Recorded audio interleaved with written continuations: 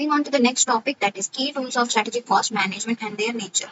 ये की टूल्स इतना इंपॉर्टेंट नहीं है क्योंकि ये सारे जो यहाँ पे साइड हेडिंग है ना, ये कोई ना कोई चैप्टर्स में हम पढ़ने वाले, तो I am not giving the description here, I am not explaining it, I am just reading it. C, activity based costing एक स्ट्रेटेजिक कॉस्ट मैनेजमेंट का टूल है. Similarly benchmarking. बेंचमार्किंग मतलब हम कंपैरिजन के लिए कोई एक ऐसा ऑर्गेनाइजेशन को पकड़ते हैं जो अच्छा कर रहा है, जो आइडियल प्रोसीजर फॉलो कर रहा है, उसको हमारे कंपनी के हिसाब से कंपेयर करना. Competitive advantage analysis, like how well we are doing in comparison to rivals, वो देखने के लिए. जस्ट इन टाइम मतलब बाई मटेरियल्स बाई करने का एंड मटेरियल्स जो प्रोडक्शन करने का जो तरीका है वो जस्ट इन टाइम होना चाहिए. मतलब जो भी है वो अप्रोप्रिएट टाइम में रेडी होना चाहिए, वो वाली बात एक्सप्लेन करता है. Kaizen costing is nothing but continuous improvement करना in the quality as well as in other critical success factors. Target costing मतलब cost that an organization is willing to incur according to competitive price that could be used to achieve the desired profit. Theory of constraints, a tool to improve the rate of transferring material into finished products. Okay. Total quality management मतलब एक ऐसा policy and procedure adopt करना to meet the customers expectations. Value chain analysis तो हमने already पढ़ लिया. ये सब क्या है? ये सब टूल्स है. ये सारे टॉपिक्स दूसरे चैप्टर में आने वाले हैं, तो you can ignore it here. Okay. Now traditional cost management versus strategic cost management. यहाँ पे जैसे मैंने नंबर लिखा है वैसे मैं एक्सप्लेन करूंगी. First of all the nature. Nature हमने पहले ही पढ़ा है, that is traditional cost management reactive approach है, रिस्क एवर्स अप्रोच है. पहले रिस्क नहीं लेते, जो होता है उसके बाद में क्या लिया जाता है, एक्शन लिया जाता है. whereas स्ट्रेटेजिक कॉस्ट मैनेजमेंट ऐसा नहीं है, ये प्रोएक्टिव है एंड डायनामिक अप्रोच लेता है. मतलब जो चीजें होने से पहले ही ये क्या करता है, प्रिकॉशंस लेते हैं. Okay. Next objective. Traditional cost management का ऑब्जेक्टिव क्या है? कॉस्ट कंट्रोल करना एंड कॉस्ट रिडक्शन करना. whereas स्ट्रेटेजिक कॉस्ट मैनेजमेंट का मेन उद्देश्य ये होगा कि प्रोडक्ट डिफरेंशिएशन करना. एक तरफ है कॉस्ट लीडरशिप अचीव करना, वो किसका है? Traditional cost management. यहाँ पे कॉस्ट रिडक्शन भी एक पार्ट है, उसके साथ साथ प्रोडक्ट डिफरेंशिएशन, हमारा प्रोडक्ट को कुछ ऐसा वैल्यू देना जो राइवल्स नहीं दे पा रहे, वो वाला भी ऑब्जेक्टिव स्ट्रेटेजिक कॉस्ट मैनेजमेंट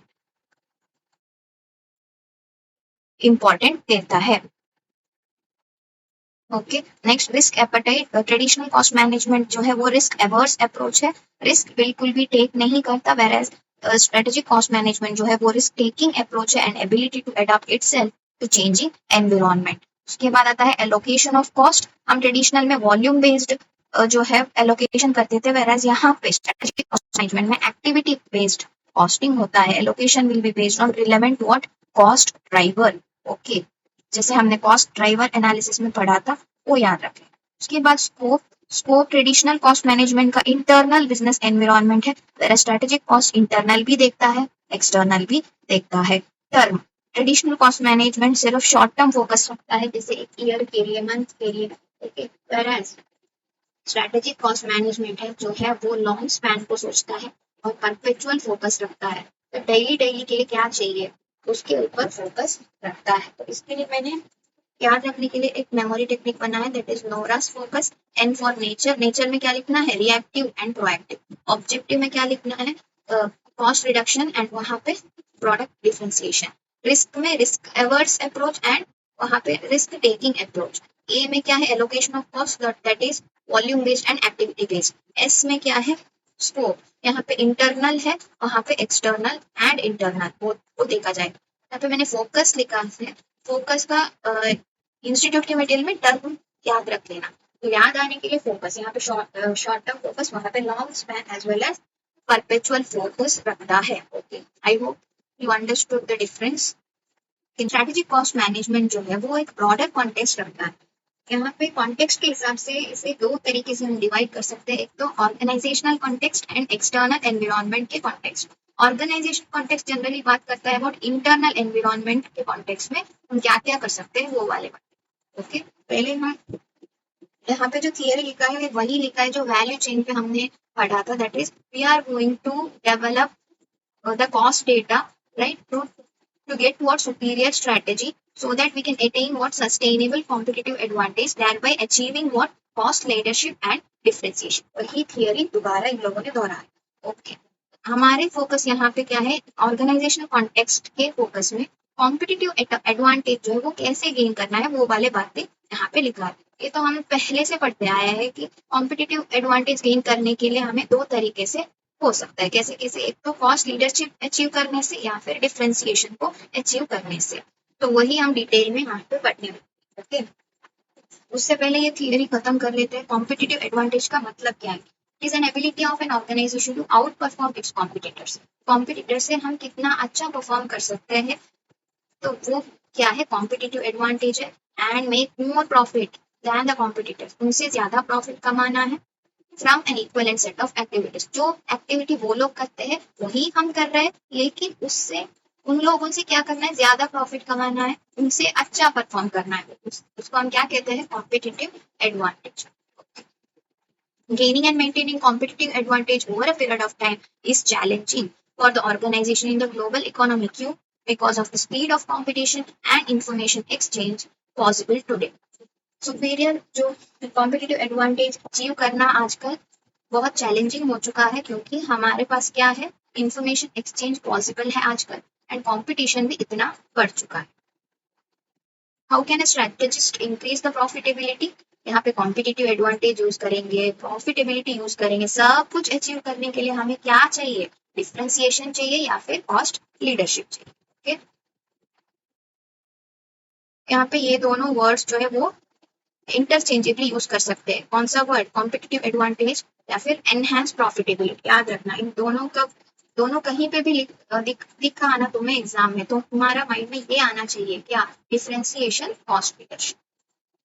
अब ये वाला पॉइंट एक इंपॉर्टेंट बन जाता है, डू यू नो वाला, एक बार पढ़ लीजिए। It's possible to compete at low cost and be differentiated at the same time, but companies that try to be all things, to do all things to all customers can wind up getting stuck in the middle.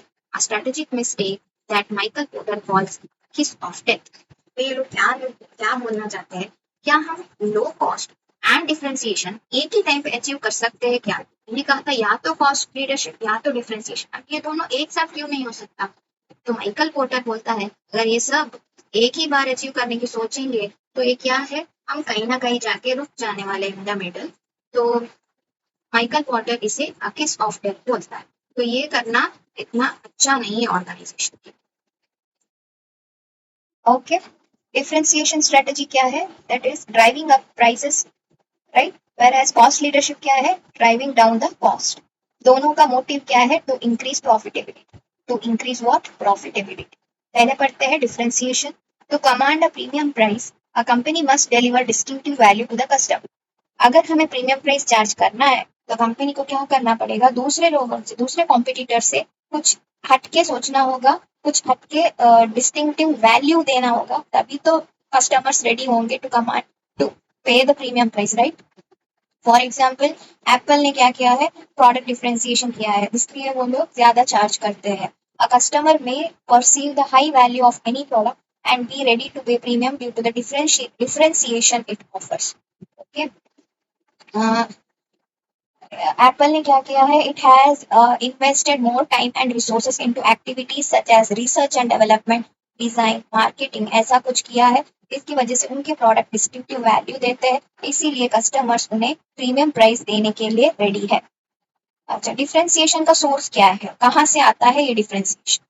First of all, differentiation can be sourced from quality. Quality मतलब उसका design, उसका know how, उसका performance. जो product है वो, उसका design सबसे बेहतर है, उसका परफॉर्मेंस सबसे अलग है, बेहतर है, तो ऐसी केसेस में हम कह सकते हैं वो प्रोडक्ट सबसे डिफरेंशिएटेड है। तो क्वालिटी एक क्या है, डिफरेंशिएशन का सोर्स है।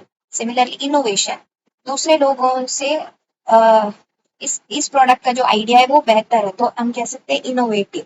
ओके, फिर कस्टमर रिलेशन एंड रिस्पॉन्स। ये लोग क्या करते हैं, आफ्टर सेल भी कस्टमर के साथ अच्छे रिलेशन रखते हैं, कस्टमर के हर क्वेरी के लिए रेस्पॉन्ड करते हैं, आफ्टर सेल सर्विसेज देते हैं, रिपेयर, मेंटेनेंस एक्सेट्रा। अगर ऐसा है तो हम कह सकते हैं product is differentiated product. Then a wide product range, एक ही तरह से प्रोडक्ट नहीं है, सभी wide variety of product range ये लोग अवेलेबल करवाते हैं कस्टमर्स को, तो हम कह सकते हैं डिफरेंशिएशन अचीव हुआ। तो व्हाट आर द सोर्सेस, कहाँ कहाँ से हम डिफरेंशिएशन अचीव कर सकते हैं? एक तो क्वालिटी, फिर इनोवेशन, फिर customer relationship and response and wide product range. इसको हमने सिर्फ ऐसे याद रखेंगे, C for customer relation, I for innovation, R for range that is wide product range and Q for what, quality. अच्छा, डिफरेंशिएशन का बेनिफिट क्या है? It will help you in earn huge margin, because हम top price charge कर रहे हैं and हम कह सकते हैं मार्केट शेयर भी बिल्ड करने के लिए ये हेल्प कर सकता है। ओके, उसके बाद आता है कॉस्ट लीडरशिप। कॉस्ट लीडरशिप मतलब driving down the cost that we know, firm must balance the price with acceptable quality. यहाँ पे भी क्या करना है इन लोगों को?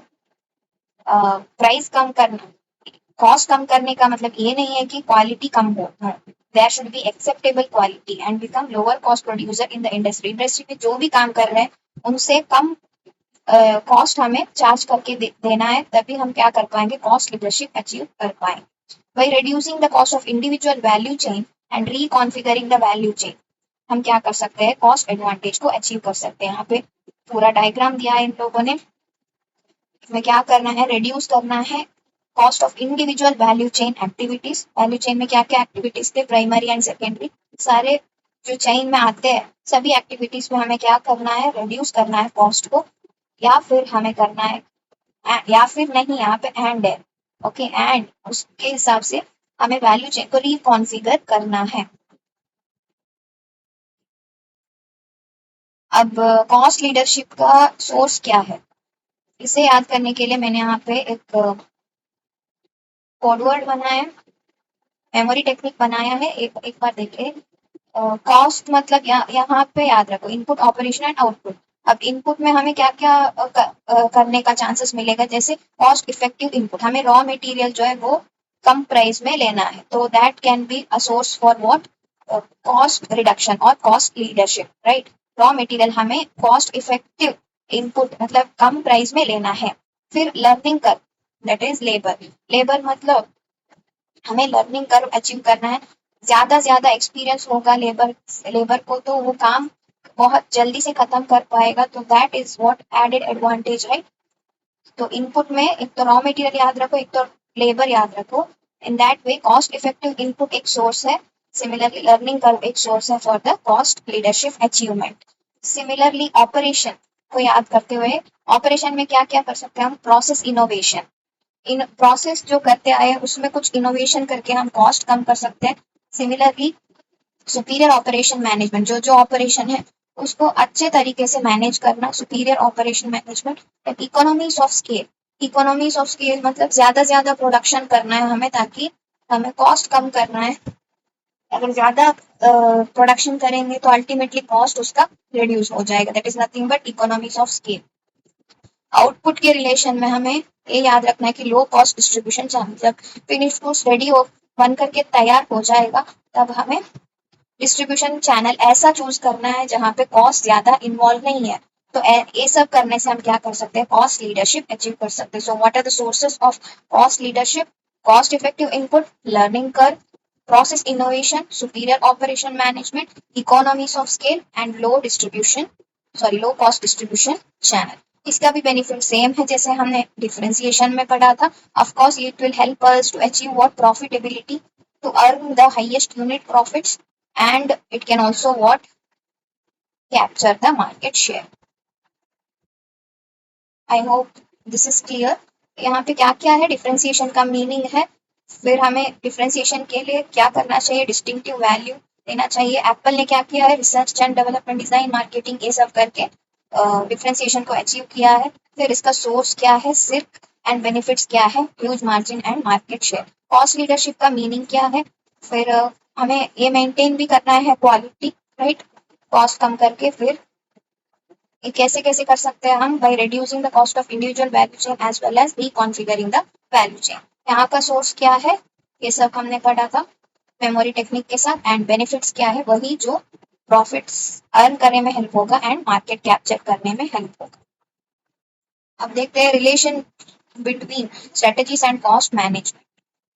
यहाँ पे product differentiation and cost leadership है, और इन सब का क्या रिलेशन है ये देखते हैं।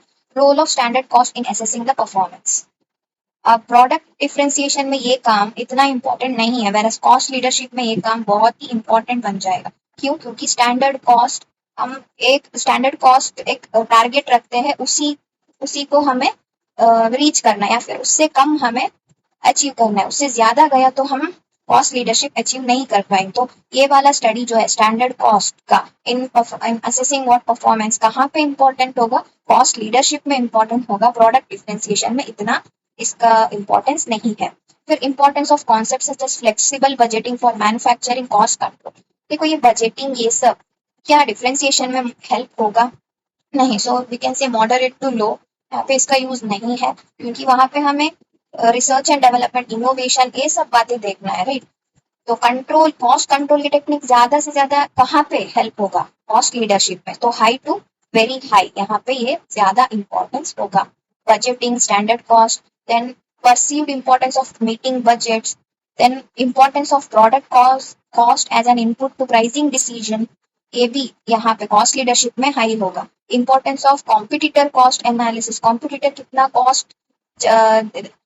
कॉस्ट इनकर कर रहा है, ये सब कॉस्ट के रिलेटेड जो भी बातें हैं ये कहाँ पे हाईली इंपॉर्टेंट होगा? कॉस्ट लीडरशिप में, ना कि प्रोडक्ट डिफरेंशिएशन पे। तो प्रोडक्ट डिफरेंशिएशन में हमें क्या इंपॉर्टेंट होगा? एक ही कॉस्ट है जो है मार्केटिंग कॉस्ट एनालिसिस। ऐसा क्यों? मार्केटिंग कॉस्ट में हमें आफ्टर सेल सर्विस देखने को मिलेगा, राइट। तो वो हमने पहले यहाँ पे पढ़ा था, वो किसका सोर्स है? After sale services, customer relation and responses, ये किसका सोर्स है? ये डिफरेंशिएशन का सोर्स है। तो मार्केटिंग कॉस्ट का जो भी है वो प्रोडक्ट डिफरेंशिएशन में क्रिटिकल टू सक्सेस होगा, whereas कॉस्ट लीडरशिप में रिलेटिवली लेस इंपॉर्टेंट होगा। आई hope you understood this table. ये क्या कहना चाहता है? ये सब चीजें जो लेफ्ट साइड में लिखा है वो प्रोडक्ट डिफरेंशिएशन में यूज होगा कि कॉस्ट लीडरशिप में यूज होगा। बस इतना याद रखो, मार्केटिंग कॉस्ट को छोड़ के बाकी सब जो भी है वो कॉस्ट लीडरशिप के लिए है। मार्केटिंग कॉस्ट एनालिसिस जो है वो प्रोडक्ट डिफरेंशिएशन के लिए हेल्प होगा। Okay, moving on. Competitive advantage can be sourced from product differentiation or cost leadership, either by reconfiguring the value chain or by reducing the cost of individual value chain. Hence, conducting value chain analysis is essential in both scenarios. देखो यहाँ पे इन लोगों ने यहाँ पे लिखा था cost leadership के लिए reducing cost of individual value chain and ये reconfiguring value chain help होगा, लेकिन यहाँ पे नहीं लिखा था। इसका मतलब ये नहीं है कि डिफरेंशिएशन के लिए वैल्यू चेन इंपॉर्टेंट नहीं है। ये दोनों सिनारियोस के लिए क्या है? वैल्यू चेन एनालिसिस इंपॉर्टेंट है। ठीक है, इतना याद रखो। दोनों के लिए मल्टीपल चॉइस क्वेश्चन में पूछ सकते हैं। Value chain analysis is essential for both what differentiation as well as cost leadership. अच्छा, तो हम पढ़ेंगे how to conduct value chain analysis. Okay, there are 3 steps involved in the conducting of value chain analysis. पहले identify the value chain activities. You have to understand all the primary and secondary activities that go into your product. अगर हम product में deal कर रहे हैं या फिर service में डील कर रहे हैं तो ओके, पहले देखो कि कौन सा प्राइमरी एक्टिविटीज है, कौन सा सेकेंडरी एक्टिविटीज है जो हमें प्रोडक्ट या सर्विस डिलीवर करने पे लग रहा है। ठीक है, उसके बाद हमें क्या करना है? Determine the cost and value of the activities. यहाँ पे ईच प्रोसेस में क्या वैल्यू ऐड हो रहा है एंड ईच प्रोसेस में कितना कॉस्ट इनकर हो रहा है, उसे हमें क्या करना है? डिटरमाइन करना है। Lowering the expenses may be an easy way to improve the value in the each transaction. Okay, value को हमें इम्प्रूव करना है तो हमें क्या करना पड़ेगा? लोअर करना है एक्सपेंसेस को। That is what an easy way to improve the value. ठीक है, लास्ट स्टेप क्या है? Identify opportunities for competitive advantage. अब ये क्या है? इसमें डिटेल डिस्कशन है, वो हम लास्ट में पढ़ेंगे। पहले identify the value chain activities हो गया। हमें क्या करना है? अंडरस्टैंड करना है all the primary and secondary activities. And अगर कंपनी मल्टीपल प्रोडक्ट्स या सर्विसेज में डील कर रहा है तो हमें ये वैल्यू चेन का आइडेंटिफिकेशन जो प्रोसेस है उसे हर एक प्रोडक्ट के लिए या हर एक सर्विस के लिए करना है। ओके, नाउ नेक्स्ट स्टेप क्या था? हमें डिटरमाइन करना है cost as well as value of each activity. Okay, यहाँ पे क्या क्या हमें ऑर्गेनाइजेशन को पूछना है कि how does each activity increase the end user satisfaction and how does it create the value for the firm. The last step is assessing and identifying what opportunities for cost advantage. ये हम तीन तरीके से कर सकते हैं, एक तो इंटरनल कॉस्ट एनालिसिस करके, या फिर इंटरनल डिफरेंशिएशन एनालिसिस करके, या फिर वर्टिकल लिंकेज एनालिसिस करके. ये तो हमें पहले से पढ़ते आ रहे हैं. तो कॉम्पिटिटिव एडवांटेज करने के लिए कॉस्ट लीडरशिप या डिफरेंशिएशन करना है, उसी का एनालिसिस के बारे में यहाँ पे लिखा है. अब ये वर्टिकल लिंकेज क्या है, ये कुछ नया है हमारे लिए. तो बढ़ते हैं. असेसिंग कॉम्पिटिटिव एडवांटेज मतलब where differentiation can be created or cost leadership can be gained using what value chain analysis. So this is the meaning of what assessing the competitive advantage. And assessing the competitive advantage मतलब हमें ये assess करना है कि कहाँ पे differentiation create होगा या फिर कहाँ पे cost leadership gain करेंगे using what value chain analysis. क्योंकि हम steps किसका पढ़ रहे हैं, value chain analysis. Okay. अब इंटरनल कॉस्ट एनालिसिस क्या है, we have to understand the cost of processes so that we can identify the what sources of profitability. ठीक है. अब यहाँ पे कौन सा स्टेप्स इन्वॉल्व है देखते हैं. पहले आइडेंटिफाई करो फर्म्स वैल्यू क्रिएटिंग प्रोसेसेस. बहुत सारे प्रोसेस हो सकते हैं, प्रोसेस 1, प्रोसेस 2, प्रोसेस 3, प्रोसेस 4. क्या ये सभी प्रोसेसेस जो है, क्या ये वैल्यू क्रिएट करने में मदद कर रहा है, हमें ये आइडेंटिफाई करना है. ओके. सेकेंड स्टेप क्या है, determine the portion of the total cost of the product attributed to each value creating process. Imagine करो ये सारे प्रोसेसेस क्या कर रहे हैं, वैल्यू क्रिएट कर रहा है. P1, P2, P3, P4. अब इन सभी में क्या टोटल कॉस्ट इन्वॉल्व है, उसे हमें क्या करना है, एसेस करना है, डिटरमाइन करना है. फिर identify the cost driver for each process. कि P1 का कॉस्ट ड्राइवर क्या है, P2 का कॉस्ट ड्राइवर क्या है. ईच प्रोसेस के लिए हमें कॉस्ट ड्राइवर को क्या करना है, आइडेंटिफाई करना है. उसके बाद identify the link between processes. Processes के बीच में क्या लिंक है, उसे हमें क्या करना है, आइडेंटिफाई करना है. P1, P2, P3, P4 में बिटवीन में क्या लिंक है, उसे हमें आइडेंटिफाई करना है. ओके. उसके बाद evaluate opportunity for achieving relative cost advantage. यही इसी का स्टेप है, राइट. तो हम क्या पढ़ रहे हैं, assessing competitive advantage. So you have to evaluate whether competitive advantage यहाँ पे किस चीज का, कॉस्ट एडवांटेज का, क्या इसे अचीव करने के लिए अपॉर्चुनिटीज है कि भी नहीं. तो इसे ये सब करने के बाद हमें लास्ट में ये चीज को क्या करना है, इवेल्युएट करना है. तो इंटरनल कॉस्ट एनालिसिस हमें हेल्प करेगा इसके लिए, to understand the cost of processes and activities so that we can identify what sources of profitability. Steps क्या क्या है, पहले जो भी प्रोसेसेस है जो वैल्यू क्रिएट करे उससे आइडेंटिफाई करो, उसका कॉस्ट कितना है वो देखो, उसके लिए कॉस्ट ड्राइवर क्या है वो आइडेंटिफाई करो, लिंक आइडेंटिफाई करो. उसके बाद कॉम्पिटिटिव एडवांटेज अचीव करने के लिए, कॉम्पिटिटिव एडवांटेज क्या है, कॉस्ट एडवांटेज अचीव करने के लिए क्या क्या अपॉर्चुनिटीज है उसे इवेल्युएट कर. Okay. To illustrate, your primary goal is to reduce your firm's cost. You should evaluate each piece of your value chain through lens of reducing expenses. Which step would be most efficient? देखना है कि P1 से लेकर P4 तक efficient step क्या है. तो ऐसे step को हमें continue करना चाहिए. And if they don't create significant value, then it could be outsourced or eliminated to substantially so that you can reduce your cost. अब इमेजिन करो P5 एक स्टेप था, अब ये क्या नहीं कर रहा है, सिग्निफिकेंट वैल्यू नहीं दे रहा है, तो हमने उससे एलिमिनेट किया या फिर आउटसोर्स किया. तो ये सब हमें कौन सिखाता है, इंटरनल कॉस्ट एनालिसिस. अब नेक्स्ट क्या है, internal differentiation analysis which helps us to create and offer what superior differentiation. Superior differentiation in the sense एक distinctive value देता है to the customers. तो इसमें क्या क्या स्टेप्स इन्वॉल्व है, पहले तो आइडेंटिफाई करो कस्टमर्स वैल्यू क्रिएटिंग प्रोसेस. जो कॉस्ट इंटरनल कॉस्ट एनालिसिस में करते थे ना, वही फर्स्ट स्टेप यहाँ पे भी लिखना. उसके बाद evaluate differentiation strategies for enhancing customer value. कौन सा स्ट्रेटजी है वो बेस्ट है, 1 है, 2 है, 3 है, बहुत सारे स्ट्रेटजीज है. तो उसमें कस्टमर वैल्यू को एनहांस करने वाला डिफरेंशिएशन स्ट्रेटजी को इवेल्युएट करो. Determine the best suitable differentiation strategy. कौन सा बेस्ट है उसे डिटरमाइन करो.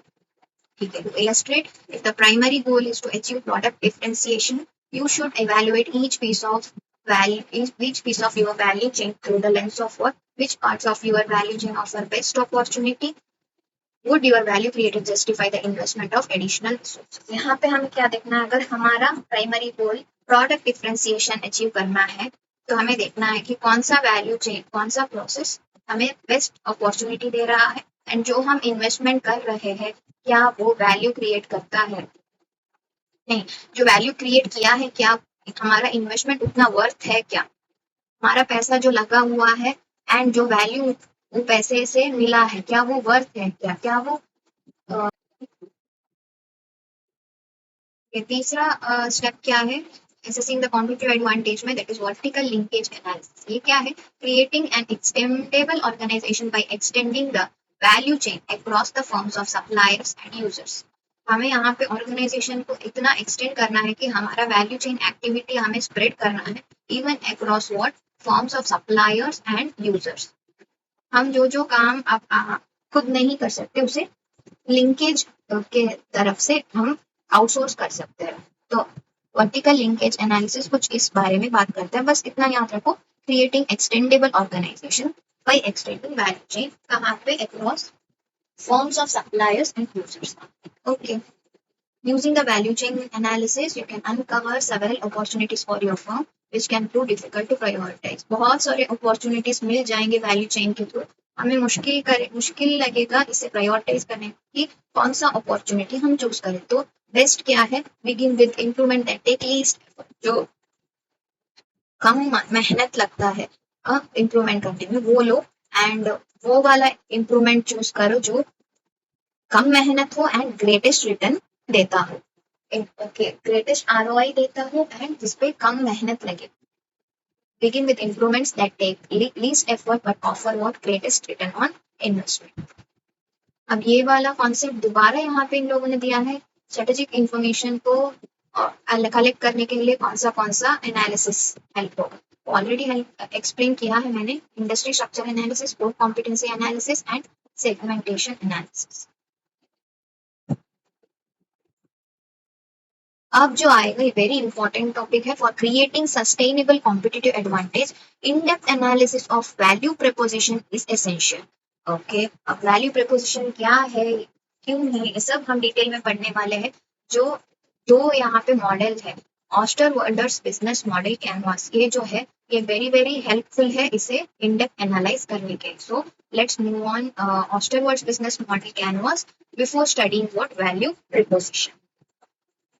Going to Osterwalder's business model canvas, हम समझते हैं बिजनेस मॉडल क्या है। बिजनेस मॉडल हमें एक्सप्लेन करता है how a business works and the economic logic behind it. Business कैसे वर्क होगा, बिजनेस में काम कैसा होगा एंड उसके बिहाइंड क्या लॉजिक है, that will be explain by what business model. It is representing and communicating how an organization creates value for itself while delivering the products or services to the customer। वो अपने आपके लिए value कैसे create करता है जब वो customer को प्रोडक्ट या सर्विस दे रहे हैं। आप creation of value for the customer नहीं, यहाँ पे अपने आप के लिए ऑर्गेनाइजेशन कैसे वैल्यू क्रिएट कर रहा है, इसे कम्युनिकेट करने का एक वे क्या है, बिजनेस मॉडल। ओके, अब बहुत लोगों ने ये बताया है कि बिजनेस मॉडल में क्या क्या इंक्लूड होना चाहिए। पहले बहुत साल पहले मार्गरेटा ने बोला था कि यहाँ पे सिर्फ दो कंपोनेंट्स हो सकते हैं एक बिजनेस मॉडल में, प्रोड्यूसिंग या making something and selling something, यही दो कंपोनेंट्स के ऊपर बिजनेस मॉडल चलता है, ऐसा मार्गरेटा ने कहा था। उसके बाद थोड़ा डेवलप करके जॉनसन अलॉन्ग विद क्रिस्टनसन एंड कगरमैन ने क्या कहा कि बिजनेस मॉडल के लिए वैल्यू प्रपोजिशन चाहिए। तो इसमें तीन कंपोनेंट होंगे, एक तो की रिसोर्सेज एंड प्रोसेसेस, बिजनेस के लिए कुछ रिसोर्स चाहिए होते हैं, कुछ एक्टिविटीज होने चाहिए दैट इज प्रोसेसेस होने चाहिए, फिर वहां पे प्रॉफिट फॉर्मूला होना चाहिए क्योंकि हर एक कंपनी काम क्यों करता है, टू अर्न प्रॉफिट, तो वो वाला एक कंपोनेंट उसमें चाहिए। और बिजनेस मॉडल में कस्टमर वैल्यू प्रोपोजिशन होना चाहिए, कस्टमर के लिए एक वैल्यू क्रिएट करना एक कंपोनेंट होना चाहिए। एक किसने बताया था, जॉनसन अलॉन्ग विद क्रिस्टनसन एंड कगरमैन। उसके बाद अलेक्जेंडर ऑस्टरवर्ल्डर आता है, इसे फर्दर एक्सटेंड करता है। तो यहाँ पे क्या हुआ, he further extended the scope and coverage of the business model that is using business model canvas। हम आगे जो पढ़ने वाले हैं वो अलेक्जेंडर ऑस्टरवर्ल्डर की देन है। ऑस्टरवाल्डर्स बिजनेस मॉडल कैनवास, यहाँ पे ही proposed 9 element business model canvas. यहाँ पे कितने एलिमेंट्स हैं? 9 एलिमेंट्स है, जहाँ पे 4 एलिमेंट्स जो है वो पर्टेनिंग टू कॉस्ट है, जो कॉस्ट रिलेटेड है वो 4 एलिमेंट्स हमें कहाँ पे देखने मिलेंगे? लेफ्ट साइड में देखने मिलेंगे। And another 4 elements pertaining to revenue, revenue के रिलेटेड जो है वो 4 आइटम्स हमें कहाँ पे देखने मिलेंगे? On the right side of the canvas. Through the 9th element, तो 8 एलिमेंट्स यहाँ पे हो गए ना, 4 4, तो 9th एलिमेंट क्या है? Value proposition. तो ऑस्टरवाल्डर के हिसाब से ये 9 एलिमेंट्स होना चाहिए एक बिजनेस मॉडल पे। तो ये 9 एलिमेंट्स को हम डिटेल में पढ़ते हैं। पहले आता है वैल्यू प्रोपोजिशन, द प्रोडक्ट्स और services that business offers to target customer segment in order to solve their problems और सेटिस्फाई देयर नीड्स। अच्छा, कोई भी प्रोडक्ट या फिर सर्विस जो बिजनेस देना चाहता है एक टारगेट कस्टमर को, क्यों देना चाहता है? क्योंकि वो उनके प्रॉब्लम के बारे में जानते हैं एंड उस प्रॉब्लम को वो सॉल्व करना चाहते हैं इसके लिए, या फिर वो लोग कस्टमर्स के नीड के बारे में जानते हैं एंड उस नीड को सेटिस्फाई करना चाहते हैं। तो ये क्या हुआ? एक वैल्यू क्रिएट करने वाला काम हुआ, तो इसके लिए इसका नाम आया value proposition. So in simple it is what products or services that business offers to target customers in order to solve their problems or their needs. Illustration के लिए यहाँ पे एक एग्जाम्पल दिया गया है, a camera, printer, photocopier and scanner manufacturer is selling camera by emphasizing on the point that it will help the users to capture beautiful moments. यहाँ पे इनका solution क्या है? ब्यूटीफुल मोमेंट्स को कैप्चर करना कैमरा के through. Similarly printer, scanners and photocopier जो है वो किसके लिए हेल्प होगा? Offers help users experience ease dematerialization और मेटीरियलाइजेशन। यहाँ पे हम कह सकते हैं उसे जो भी मेमोरीज क्रिएट किया है उसे एक प्रिजर्व करने की तरीके प्रिजर्व करने के लिए ये प्रिंटर, स्कैनर, फोटोकॉपियर ये सब हेल्प होगा। तो वैल्यू प्रपोजिशन क्या है? यहाँ पे क्या वैल्यू क्रिएट हुआ इन सब प्रोडक्ट्स से? दैट इज क्रिएटिंग और capturing memories and keeping and retrieving the records. So इन चीजों के द्वारा उन लोगों ने क्या किया? वैल्यू प्रपोजिशन अचीव किया। Okay, business value proposition shall be oriented to customers needs and problem, not its capabilities. Customer के जो नीड एंड प्रॉब्लम को समझना क्या है? Business value proposition. बल्कि उनकी कैपेसिटी दिखाना इज नॉट वैल्यू प्रोपोजिशन। मतलब हम 11th क्लास में हमारे टीचर हमें क्या पढ़ाती थी? पहले बुक कीपिंग पढ़ाती थी। भले ही वो लोग इतने काबिल थे कि वो लोग हमें सीधा क्या पढ़ा सकते थे? फिनेंशियल स्टेटमेंट पढ़ा सकते थे, वर्चुअल डिजिटल एसेट के बारे में बता सकते, कोई एडवांस टॉपिक के बारे में बता सकते। ये उनका कैपेसिटी है, बट हमें वो चाहिए क्या? बिल्कुल नहीं। हमें उस स्टेज में क्या चाहिए? बुक कीपिंग की नॉलेज। तो कस्टमर का जो नीड्स एंड प्रॉब्लम को समझते हुए जो वैल्यू क्रिएट करते हैं ना, उसे हम क्या कहते हैं? Business value preposition. ना कि उनकी काबिलियत को दिखाना, not its capabilities. Okay, similarly दो और एग्जांपल है। ई व्हीकल मैन्युफैक्चरर जो है वो मैन्युफैक्चर कर सकता है ऑटो पायलट मोड वाला कार, लेकिन लोग इसे पसंद नहीं करते। लोगों को अपने आप ड्राइव करने में मजे आता है। तो उन लोगों को ये देखना चाहिए कि क्या कस्टमर रियली इन सब चीजों को चाहता है क्या। तो उनकी कैपेसिटी है, इसका मतलब ये नहीं है कि वो कुछ भी प्रोड्यूस करे, लेकिन पहले उन्हें देखना चाहिए कि क्या कस्टमर को ये पसंद आता है या नहीं। Similarly cars from certain premium brands, they have top speed ranging from 340 to 325 kilometre पर हावर। पर देखो क्या ये अलाउड है क्या ड्राइवर्स के लिए इतना स्पीड में जाना? तो इतना स्पीड जरूरी है क्या? So specially in the context of road infrastructure क्या ये जरूरी है क्या? इसे सब एनालाइज करना चाहिए। तो business value preposition is what based on needs and problems, not its capabilities. Next component क्या है? Channels.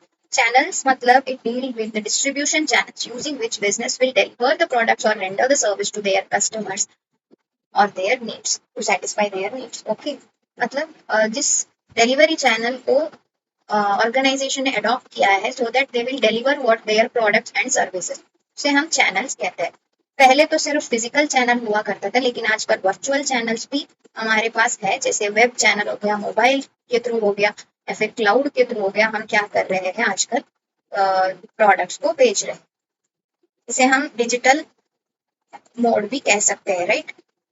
So digital products such as antivirus software and subscriptions to some websites are delivered digitally rather than through physical mode। या तो antivirus software हो गया, या फिर कि कुछ वेबसाइट का सब्सक्रिप्शंस लेना हो गया, ये सब क्या हुआ है आजकल डिजिटली डिलीवर करते हैं। उसे फिजिकल मोड पे एक्वायर करने की कोई बात ही नहीं है, उसे इंस्टॉल करना होता है, तो they are delivered digitally rather than physical mode. ठीक है। उसके बाद आता है कस्टमर सेगमेंट।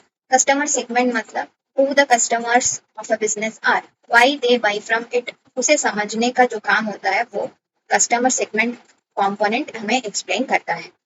एक ऑर्गेनाइजेशन के कस्टमर, टारगेट कस्टमर कौन है एंड वो लोग हमारे से ही क्यों बाई करना चाहते हैं, इन सब प्रॉब्लम का सॉल्यूशन कस्टमर सेगमेंट हमें देता है। एंड सेगमेंटेशन का जो पार्ट है वो next section of the part chapter में एक डिटेलली एक्सप्लेन किया हुआ है, तब हम वहां पे पढ़ेंगे। ठीक है। फिर नेक्स्ट कंपोनेंट जो है वो है कस्टमर रिलेशनशिप। यहाँ पे रिलेशनशिप इज बेसिकली ये बताता है कि हमें कस्टमर को कैसे रिटेन करना है, कैसे ग्रो करना है, कैसे उन लोगों के साथ एंगेज करना है। How to get the customer, पहले एक्विजिशन की बात करता है, फिर कीप देम, कैसे उसे हमारे साथ ही रखना है, एंड कैसे उसे डेवलप करना है, ग्रो, दूसरे कस्टमर को कैसे ग्रो करना है, तो उसके बारे में बताता है कस्टमर रिलेशनशिप। ओके, इसके लिए एग्जाम्पल भी है शायद। हाँ, कस्टमर रिलेशनशिप जनरली डील करता है विद इंटरेक्शन, हम कस्टमर से कैसे इंटरेक्ट करते हैं। To illustrate some business and promotional content a push mode of communication and others do not. Generally promotional content जो है वो पुश मोड में क्या होते हैं, हमें दूसरे वेबसाइट में अवेलेबल होते हैं। जैसे हम इंस्टाग्राम चला रहे होते हैं, कभी कभी एजियो का एड वहां पे आता है, क्या हम वहां पे इंटेंशनली क्लिक कर रहे हैं क्या, नहीं, वो हमारे सामने पुश मोड की तरफ से आ रहा है, हम हमें ना चाहते हुए भी वो एड्स हमें दिख रहा है, प्रमोशनल कंटेंट हमें दिख रहा है। तो that is what they are calling as building customer relationship. Okay, whereas others do not do this। वहाँ पे पुल मोड ही होता है, अगर हमें चाहिए तो ही हम वहाँ उनकी वेबसाइट में जाते हैं, एंड जो हमें कम्युनिकेशन चाहिए वो निकालते हैं। That is called pull mode of communication. तो मेनी बिजनेस क्या करते हैं आजकल, पुश मोड करते हैं ताकि वो कस्टमर को रिटेन कर सके, एक्वायर कर सके एंड ग्रो कर सके। ठीक है। उसके बाद आता है रेवेन्यू स्ट्रीम। रेवेन्यू स्ट्रीम मतलब क्या, how business actually make money and it depends on what value the customer is paying for। यहाँ पे रेवेन्यू स्ट्रीम बात करता है कैसे एक बिजनेस पैसे कमा रहा है, and depends on what value the customer is paying for it. It may be direct sale, transaction based price, freemium, license और सब्सक्रिप्शन मॉडल। डायरेक्ट सेल का मतलब जनरली कैसे एक नॉर्मल बिजनेस चलता है, वो लोग कैसे अपना रेवेन्यू कमाते हैं वो। ट्रांजैक्शन बेस्ड प्राइस मतलब यहाँ पे दिया है, ट्रांजैक्शन बेस्ड प्राइस मतलब यूज एंड पे, that is post paid phone, telephone bill, electricity etcetera. जैसे हम यूज करते हैं वैसे हम पे करते हैं, तो यूज करने के बाद जो पे होता है वो होता है ट्रांजैक्शन बेस्ड प्राइस। ट्रांजैक्शन होने के बाद प्राइस देना, that is one of the revenue streams. इस मेथड से भी क्या होता है, एक फर्म रेवेन्यू अर्न करता है। एक और है फ्रीमियम। अब ये क्या है, एग्जाम्पल देखते हैं। Online video sharing and social media platforms earn through advertisement and premium services as they follow freemium as revenue model. Generally जब वीडियो शेयर होता है सोशल मीडिया पे या फिर यूट्यूब में, यहाँ पे क्या होता है, लोग वीडियो तो शेयर करते हैं, तो अर्निंग जो है वो उनको तभी नहीं आता, वो कुछ एड्स देने के बाद, एडवर्टाइजमेंट वो सब देने के बाद उनको क्या होता है, रेवेन्यू अर्न होता है। तो इस मॉडल को हम क्या कहते हैं, फ्रीमियम। ठीक है। उसके बाद नेक्स्ट क्या हो सकता है, रेवेन्यू स्ट्रीम, लाइसेंस के थ्रू एक ऑर्गेनाइजेशन रेवेन्यू अर्न कर सकता है। एंड दूसरा सब्सक्रिप्शन मॉडल। सब्सक्रिप्शन मॉडल के लिए बेस्ट एग्जांपल है ई न्यूज़पेपर, या फिर हम नेटफ्लिक्स कह सकते हैं। अगर सब्सक्राइब करने पर क्या होता है, उन लोगों को रेवेन्यू मिलता है, बाकी हम कितने भी कंटेंट उसे कंज्यूम करें। तो what are the revenue streams where company can earn, एक तो डायरेक्ट सेल हो सकता है, फिर ट्रांजैक्शन बेस्ड प्राइस, फिर प्रीमियम, फिर लाइसेंस या फिर सब्सक्रिप्शन मॉडल। तो राइट साइड के सारे एलिमेंट्स हमने कंप्लीट कर लिया। एक तो चैनल हुआ, that is distribution channel, customer segment, कौन सा टारगेट कस्टमर है उसके बारे में बताता है, कस्टमर रिलेशनशिप, उनको कैसे रिटेन करना है, एक्वायर करना है एंड ग्रो करना है, फिर रेवेन्यू स्ट्रीम में हमने डिफरेंट रेवेन्यू अर्न करने के तरीके समझे। तो दिस जो भी है 4 एलिमेंट्स बात करता है related to revenue earning, right. अब कॉस्ट के बारे में जो भी कंपोनेंट्स है वो समझेंगे। पहला है की रिसोर्सेस। की रिसोर्सेस क्या बात करता है, it describe most important assets in the business that are nearly indispensable, जिसके बिना एक बिजनेस अधूरा है, वो वाले एसेट्स क्या है, की रिसोर्सेस है। They can be man, material, machine, method, money etcetera. इन सब चीजों के बिना एक बिजनेस अधूरा है। The need is to tick down and identify what actually driving the business. Okay, ये हमें क्यों चाहिए की रिसोर्सेस, हमें प्लानिंग में, बजटिंग में, फिर एक्टिविटी लेवल को डिटरमाइन करने में ये की रिसोर्सेस हमें चाहिए ही चाहिए होता है। ओके, नेक्स्ट कंपोनेंट क्या है यहाँ पे, की रिसोर्सेस के बाद यहाँ पे आता है की एक्टिविटीज। की एक्टिविटीज क्या है, that is most important things to do in a business और टू कीप इट रनिंग और वर्किंग। एक बिजनेस को रन करके रखने के लिए या फिर एक बिजनेस करने के लिए जो भी एक्टिविटीज हमें चाहिए, मेन एक्टिविटी, उसे हम क्या कहते हैं, की एक्टिविटीज कहते हैं।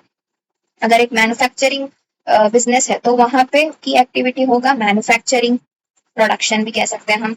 अगर एक ट्रेडर है या लॉजिस्टिक है तो वहां पे की एक्टिविटी क्या होगा, सप्लाई चेन। अगर एक सर्विस एंटिटी है तो वहां पे की एक्टिविटी क्या होगा, प्रॉब्लम सॉल्विंग। तो ये सब क्या है, एक बिजनेस को काम करते हुए रखने के लिए, बिजनेस कंटिन्यू करने के लिए जो भी एक्टिविटीज होते हैं वो की एक्टिविटीज कहलाया जाता है। अच्छा, अब लास्ट कंपोनेंट नहीं, रेवेन्यू भी पढ़ना है, सॉरी कॉस्ट भी पढ़ना है। तो उसके बाद जो एक्टिविटी आता है वो है, उसके बाद जो कंपोनेंट आता है वो है की पार्टनर्स। इसमें क्या क्या इंक्लूड होगा, it include supplier and channel partner to make the business model work. जो भी लोग है, जो भी सप्लायर्स है, जो भी चैनल के पार्टनर्स यानी कि डिस्ट्रीब्यूशन लेवल पे जो पार्टनर्स होते हैं, जो बिजनेस मॉडल काम करने के लिए हेल्प करते हैं, उन्हें हम कहते हैं key partner. What resources we acquire from them, क्या क्या रिसोर्सेस हम उनसे एक्वायर करते हैं, वो लोग हो गए सप्लायर्स। क्या क्या एक्टिविटीज हम उनसे एक्वायर करते हैं, एक्टिविटीज में भी चैनल पार्टनर्स होते हैं, डिलीवरी करने में हेल्प करते हैं, तो वो हमें की पार्टनर्स कंपोनेंट के थ्रू समझेगा। And it defines the need for strategic alliances and partnerships that a company needs to enter. Key partners हमें डिफाइन करके देता है कि किस किस के साथ हमें पार्टनरशिप करना चाहिए, स्ट्रेटेजिक अलायंस करना चाहिए।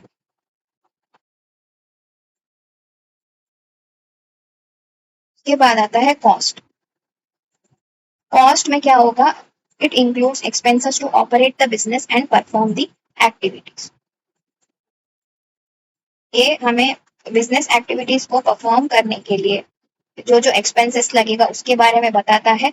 फिर ये भी एक्सप्लेन करता है कि एक्सपेंसेस टू होस्ट पार्टनर्स, जो पार्टनर्स को हमें चाहिए, जिस चीज के पास हमें अलायंस करना चाहिए, जिस चीज के पास हमें पार्टनरशिप करना चाहिए, उनको करने के लिए जो एक्सपेंस लगता है वो कॉस्ट एक्सप्लेन करता है। सिमिलरली की रिसोर्सेस जो भी हमने पढ़ा, उसे एक्वायर करने के लिए जो भी एक्सपेंसेस चाहिए वो कॉस्ट हमें इंक्लूड करता है। तो मेनली आई कैन से ये तीनों जो कंपोनेंट्स हमने पढ़ा, की पार्टनर, की एक्टिविटी, की रिसोर्सेस, इनको एक्वायर करने के लिए जो भी एक्सपेंसेस चाहिए होता है वो हमें कॉस्ट स्ट्रक्चर एक्सप्लेन करता है।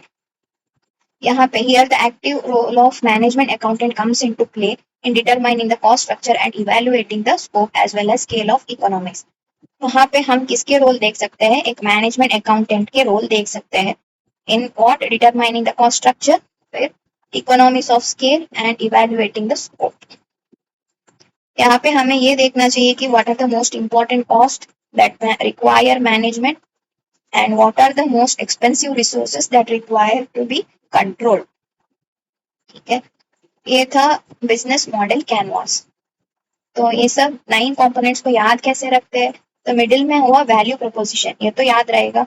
फिर नीचे वाला जो भी है cost structure and revenue stream, तो लेफ्ट साइड में कॉस्ट आएगा, राइट साइड में रेवेन्यू आएगा। एंड रेवेन्यू में 3 और क्या क्या है, दैट इज याद रखेंगे CSR।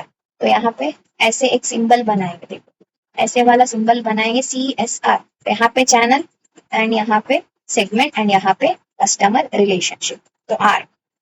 यहाँ पे हमें 7 वाला साइन करना है, तो याद रखना है पार, की partners, P for partners, A for activity and R for resources. तो पार ऊपर क्या आएगा पार्टनर्स, यहाँ पे क्या आएगा एक्टिविटीज एंड यहाँ पे क्या आएगा resources. I hope you will remember this and you can write the whole explanation whatever I have explained till now.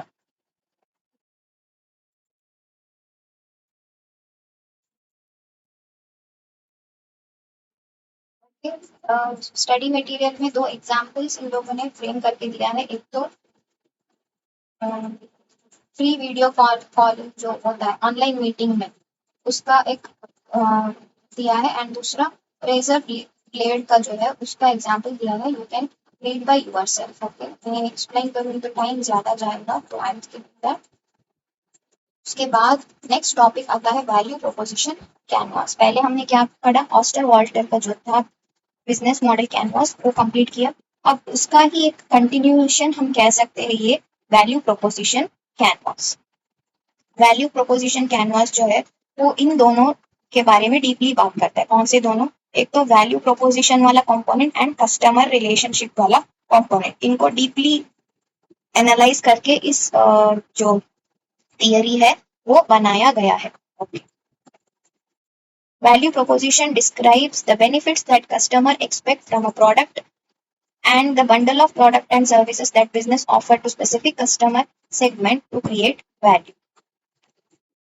मतलब यहाँ पे क्या कस्टमर एक्सपेक्ट करता है एक प्रोडक्ट से एंड बिजनेस क्या ऑफर करता है उस कस्टमर ग्रुप को, उन दोनों के बारे में डिटेल स्टडी।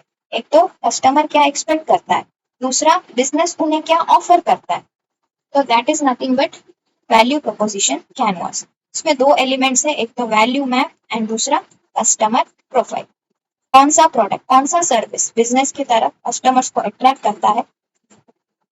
करता है वो वैल्यू मैप एक्सप्लेन करता है। ओके, कस्टमर प्रोफाइल क्या एक्सप्लेन करता है, कस्टमर प्रोफाइल वो है जो जिसके लिए बिजनेस फर्म वैल्यू क्रिएट करना चाहता है।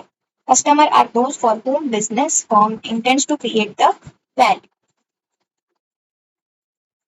Value proposition canvas is the tool that will help the organization to design, test and build and manage the great customer value propositions। It's like plug-in for business model canvas। ये दोनों अगर fit बैठता है तो ये क्या बोल सकते हैं, हम एक प्लग इन बोल सकते हैं for the business model canvas. ये क्या है डिटेल में पढ़ते हैं। कस्टमर प्रोफाइल जो है वो शो करता है characteristics of the business customer in more detail. जो भी कस्टमर्स है बिजनेस के, उनके जो कैरेक्टरिस्टिक्स है उसे डिटेल में बताता है। इट कंटेन्स 3 कंपोनेंट्स, एक तो जॉब्स, कस्टमर जॉब्स, या तो एक तो पेन्स एंड गेन्स। जॉब्स मतलब the customers are trying to get done in their service और प्रोडक्ट, जो भी काम है वो लोग अपने सर्विसेज या प्रोडक्ट्स में चाहते हैं टू बी गेट डन। जो भी काम वो प्रोडक्ट यूज करके या सर्विस को यूज करके खत्म करना चाहते हैं वो कस्टमर्स जॉब्स है। कुछ जॉब्स क्रूशियल हो सकते हैं, कुछ जॉब्स ट्राइवियल हो सकता है। Okay, it could be their needs that they wish to satisfy or a task that they try to perform and complete in their lives। and जो task है वो प्रोफेशनल भी हो सकता है, पर्सनल भी हो सकता है। so in simple I can say they are the important issues that a customer are trying to solve or resolve in their work। अब एग्जाम्पल दिया है, मैट्रिमोनियल सर्विसेज हो गया, लीगल एडवाइस हो गया, फिर specially designed shoe for an international recognized player एक product है, कंस्ट्रक्शन ऑफ द हाउस, फिर ordering food with specification, face mask, ये सब क्या है, एक कस्टमर जॉब है जो वो करवाना चाहता है ऑर्गेनाइजेशन के थ्रू। ठीक है, कुछ काम जो है सम जॉब्स में भी क्रूशियल एंड सम जो वर्क है that can be trivial. To illustrate, an e-vehicle manufacturer seeking specially designed assembly from its vendors for electronic vehicle, ये जो है ये काम क्या हो सकता है, क्रूशियल हो सकता है। फिर मैसेज लिखना ओवर द बर्थडे के, वो एक क्रूशियल काम हो सकता है। फिर पिज्जा के ऊपर क्या क्या सीजनिंग चाहिए, क्या क्या टॉपिंग्स चाहिए, वो एक स्पेसिफिकेशन के थ्रू बताना एक क्रूशियल हो सकता है। ये सब एग्जाम्पल के लिए है, नॉट सो इम्पोर्टेंट। उसके बाद आता है पेन्स। पेन्स मतलब what are the negative aspects that customers hate or like to avoid। जब वो job annoys the customer, या तो before या तो during या तो after getting the job done, is called what? Pains। तो यहाँ पे क्या क्या हो सकता है? This could be unwanted cost, situation, negative emotion या फिर रिस्क हो सकता है। And some of the pains जो है वो सीवियर हो सकता है and some of the pains जो है वो माइल्ड हो सकता है। तो जो भी सीवियर पेन्स है उसे एक ऑर्गेनाइजेशन को क्लोजली क्या करना पड़ेगा? एड्रेस करना पड़ेगा। उसके बाद आता है गेन्स। गेन्स क्या है? Gains are the positive outcomes और benefits that your customer desire to have. हमारे प्रोडक्ट यूज करके उन्हें क्या पॉजिटिव आउटकम चाहिए, क्या बेनिफिट्स चाहिए, उसे हम कह सकते हैं गेन्स। गेन्स, कुछ गेन्स रिलेवेंट हो सकते हैं, कुछ गेन्स इररिलेवेंट हो सकते हैं। benefits that customer requires, expects or desires as well as complementary benefit that he doesn't expect। कुछ benefits वो desire करता है, वो वाले benefit as well as कुछ complementary जो वो expect तो नहीं कर रहा होता कि वो मिलेगा, लेकिन उसे मिलते वक्त बहुत खुशी होती है, वो वाले भी gains कहलाया जाता है। This could be what? Functional utilities, social gains, positive emotion, cost saving, etc। And some of the benefits जो है वो relevant हो सकता है, some of the जो है वो रिलेवेंट ना भी हो सकता है। These are the elements that describes what? Customer profile। This could be what? Need or task। यहाँ पे this could be what? Rec मैंने याद रखने के लिए बताया है। That is pains में क्या क्या आएगा? रिस्क आएगा, E for नेगेटिव इमोशन आएगा and cost that is unwanted cost. ये सब क्या है? पेन में आएगा। सिमिलरली सोशल गेन, रिस्क के लिए ऑपोजिट वर्ड क्या है? गेन। सोशल गेन, फिर नेगेटिव इमोशन के बदले यहाँ पे लिखना है पॉजिटिव इमोशन, अनवांटेड कॉस्ट के बदले में यहाँ पे लिखना है कॉस्ट सेविंग। ये सब गेन में आएगा। ठीक है, अब देखिए यहाँ पे एक एग्जाम्पल दिया है। Waiting in line was waste of time, ask after how many minutes exactly it began to feel like wasted time. ये क्या बोलना चाहते हैं? इन द सेंस लाइन में खड़े होना एक पेन है, राइट? कस्टमर के लिए ये बिल्कुल अच्छा नहीं लगता।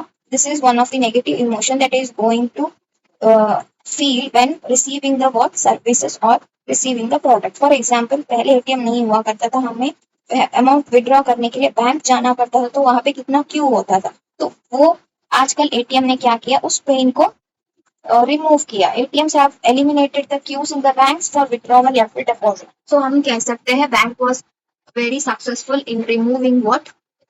Pain or relieving the pain। उसके बाद ये लोग बोलते हैं कि ranking jobs, pains and gains is essential. मतलब the individual customer preference vary, you need to get sense of customer priorities, investigate which jobs the majority consider important or insignificant। पहले investigate करो कौन सा जॉब जो है वो important है, कौन सा जॉब है जो इनसिग्निफिकेंट। उसके बाद find out which pains find extreme versus moderately moderate, nearly moderate sorry. फिर पेन्स के बारे में हमें समझना है कि कौन सा एक्सट्रीम पेन फेस कर रहे हैं या फिर कौन सा पेन है जो मॉडरेट है।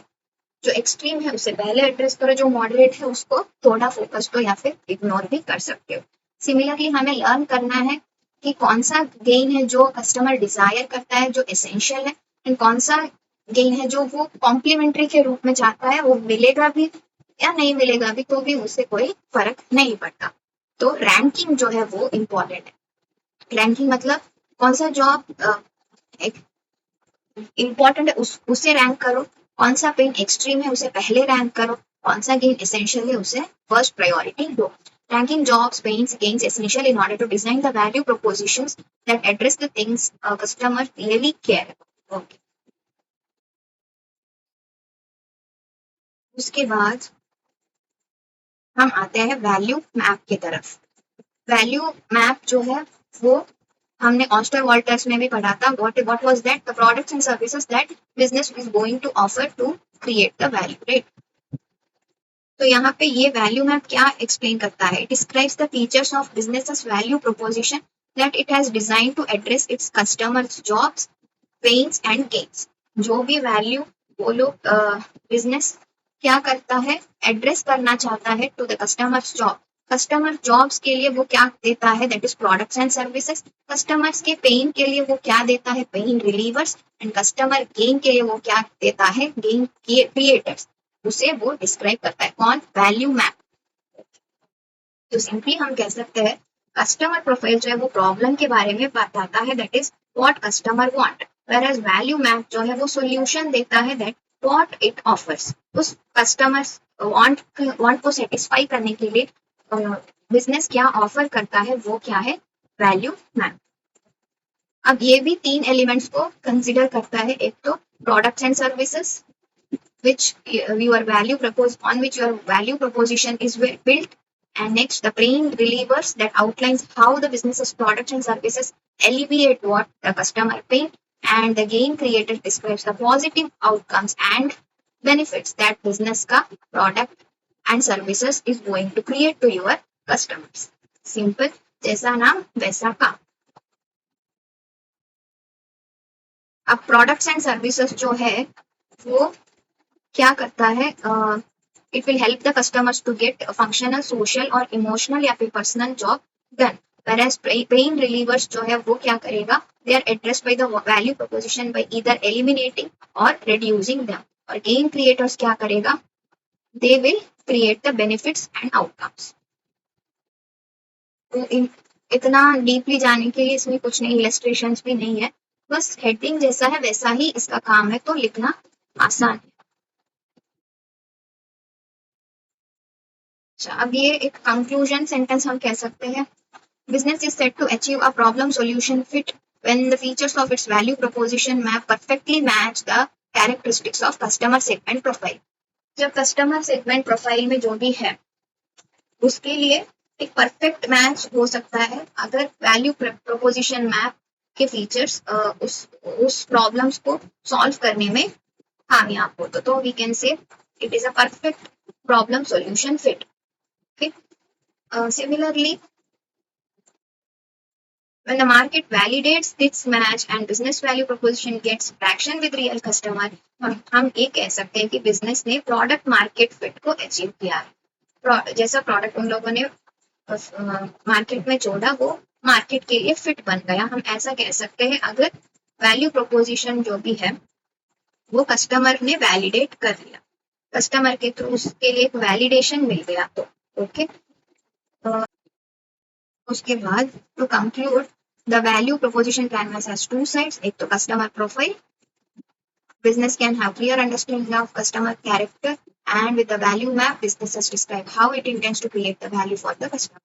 business achieve fit between two when one meets the other, जब वो components दूसरे कंपोनेंट से मीट करेगा। फॉर एग्जाम्पल, जब जॉब्स जो है वो प्रोडक्ट्स एंड सर्विसेज से मैच करेगा, पेन जो है वो पेन रिलीवर से मैच करेगा, गेन जो है पेन क्रिएटर्स के साथ मैच करेगा, तब हम कह सकते हैं देयर इज अ फिट।